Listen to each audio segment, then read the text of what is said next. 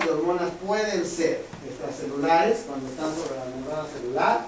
Sobre estos receptores se fijan moléculas hidrosolubles, por ejemplo las hormonas peptídicas. Intracelulares a nivel del citoplasma o del núcleo celular. A estos receptores se unen moléculas liposolubles, por ejemplo las hormonas esteroideas que difunden hacia el interior de la célula. La fijación de la hormona receptor produce un cambio en la conformación de la proteína receptora, lo que puede estimular la síntesis proteica directamente, receptores intracelulares, o desencadenar una cascada de respuestas citoplasmáticas, receptores extracelulares.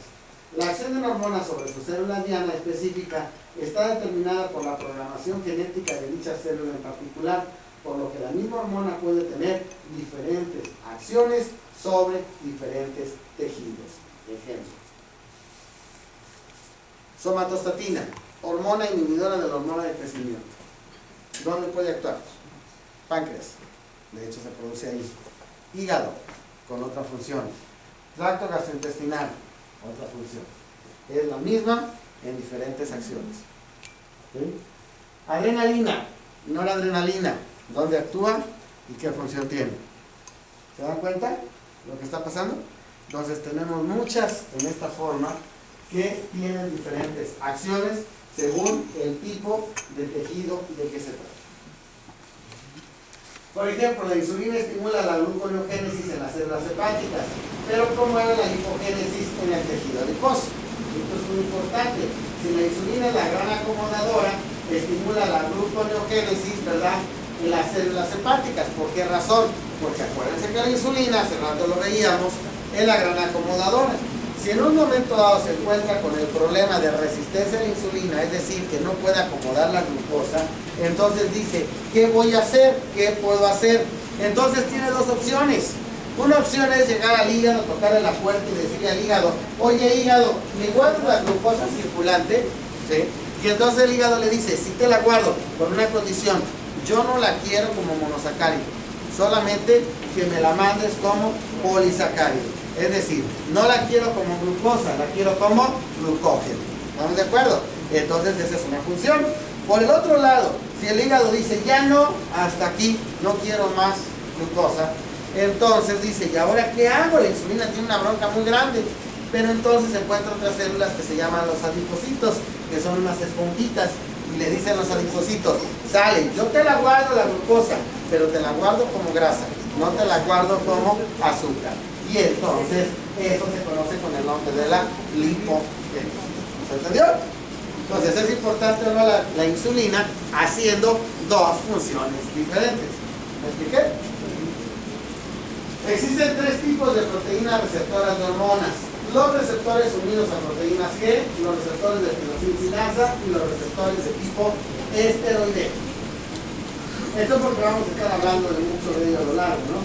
Receptores unidos a proteínas G, estos receptores inducen las respuestas citoplasmáticas mediante sistemas de segundo mensajero. Las moléculas que actúan como segundos mensajeros intracelulares son el adenosín-monofosfato cíclico o AMPC, el inositol trifosfato IP3, el diacilglicerol, el DAG y los iones de calcio. Entonces, todos estos son receptores. Esto lo vamos a estar viendo.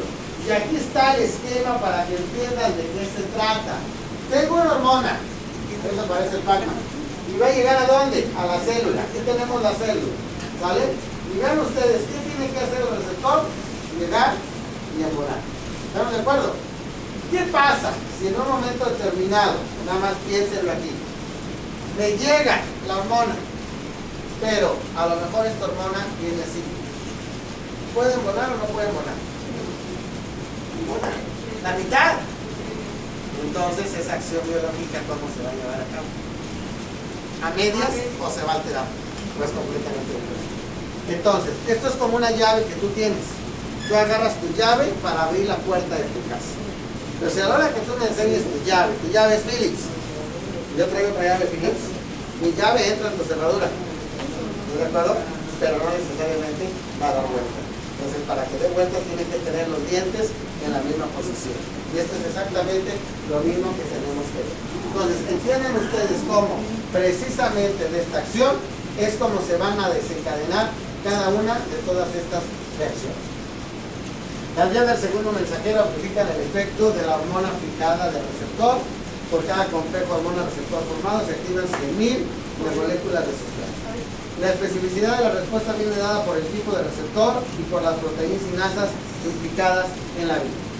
Por ejemplo, las células diana de la adrenalina tienen receptores beta, alfa 1 y o alfa 2 en su superficie, por lo que la respuesta puede ser estimulante mediante los receptores beta o inhibidora mediante los receptores alfa 2, dependiendo del receptor al que se fije la hormona. Entonces, ¿se dan cuenta? Según lo que vayan a pasar, tenemos que saber. Miren, yo les hablaba de la importancia que esto tiene en las células. Díganme, ¿cuándo hacen calcio iónico ustedes? Toda la membrana celular está llena de esto. ¿Qué implica tener un canal de calcio? Piensen nada más eso. ¿Qué implicación puede tener? La implicación que puede tener más sencilla es que no necesito bomba de sodio, potasio, ATPasa para meter nada.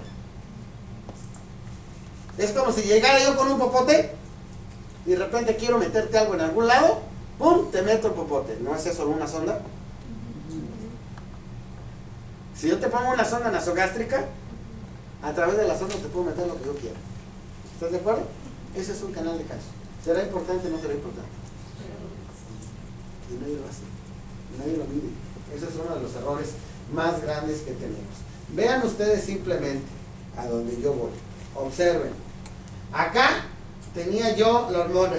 Tenía que entrar aquí, desencadenar como si fuera un rompecabezas, una reacción consecutiva, para que al final de cuentas pudiera yo llegar a dónde, a través del retículo endoplásmico, ¿hasta dónde? Hasta el núcleo. ¿Se ve esto? ¿Está claro? ¿Ven toda la serie de pasos que tuve que hacer para llegar aquí? Y si hubiera agarrado la vía corta, hasta ahí. En otras palabras. ¿Qué pasa con los fármacos? ¿Cómo actúan los fármacos? Un fármaco es un análogo, generalmente es una sustancia que se parece a algo original y que nos ayuda a llevar a cabo un efecto. Y los fármacos hacen eso. ¿Por qué no utilizan la vía corta? No es negocio. Y si no es negocio, no lo sabes. ¿Ya lo ven? ¿Está claro o no está claro? Vean ustedes, aquí está el canal. ¿Qué tenemos aquí? Un receptor al calcio. ¿Sí? Traemos el mensaje, nos metemos por otro y ¿dónde estoy? Inmediatamente. Muy interesante, ¿no? Es fácil y es sencillo. Si tienen contacto con sus médicos, díganle, oye doc, ¿por qué nunca pediste calcio iónico? Lo primero que te va a decir es que nadie me lo hace. Y cuando tienes para hacerlo, no te lo piden. Porque no saben. No saben qué. Ojo. Ellos entienden el concepto llave cerradura. Entienden el concepto antígeno receptor. Pero no conocen el concepto de iones, tipo de canales de calcio. Esto es bien importante que lo vean. ¿Vale? No se me lo descansen 10 minutos.